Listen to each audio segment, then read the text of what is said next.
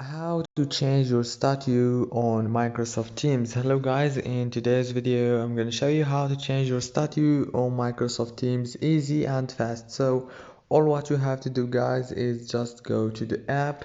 Now go to the top corner and click on your profile picture.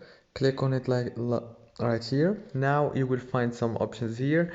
Click on the available, click on your statue, and here you go. And now you can choose busy or don't disturb or be right back.